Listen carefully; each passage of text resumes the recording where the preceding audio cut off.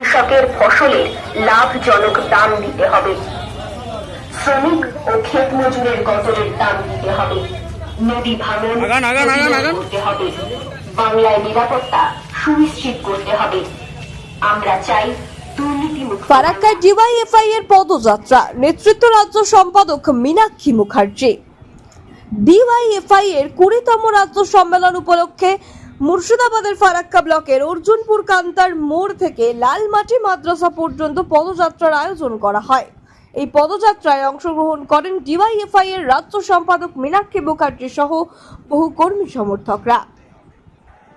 পদযাত্রা শেষে বক্তব্য রাখতে গিয়ে মীনাক্ষী মুখার্জি বলেন, আজকের যুব সমাজ বেকারত্ব, শিক্ষা ও স্বাস্থ্যের সংকটে ভুগছে। আমরা সেই সমস্ত দাবি নিয়ে রাজ্য জুড়ে আন্দোলন করছি। পদযাত্রাকে ঘিরে এদিন এলাকায় ছিল যথেষ্ট উদ্দীপনা ও পুলিশের নজরদারি। আমরা সেই ছবি তুলে ধরবো নিউজ।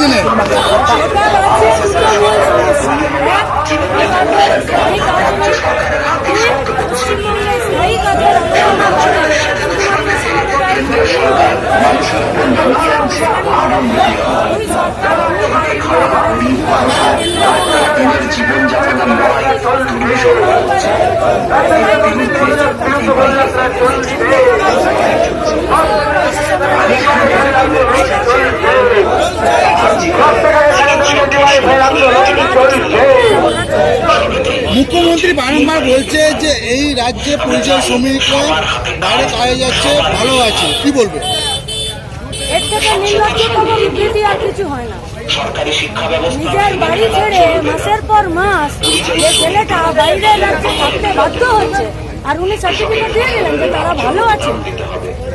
পশ্চিমবঙ্গের তার যদি হিম্মত আছে তাহলে রাজ্যের মুখ্যমন্ত্রী একটি পরিযায়ী শ্রমিকের বাড়িতে 5টা দিন থেকে আসুক যে তারা ভালো আছে কিনা।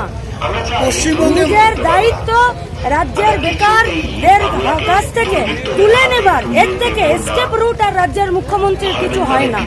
নিজের রাজ্যে 21,521টা কারখানা বন্ধ করেছে, ঘুষের বিনিময়ে, টাকার বিনিময়ে চাকরি বিক্রি করেছে, সব সরকারি শূন্য পদগুলোতে নিয়োগ করেনি, পুলিশের নিয়োগের ক্ষেত্রে বন্ধ রেখে 1,30,000 ভিকাতে সিভিক পুলিশ নিয়োগ করেছে, আর তারপর বলছে পরিযায়ী শ্রমিকরা ভালো আছে।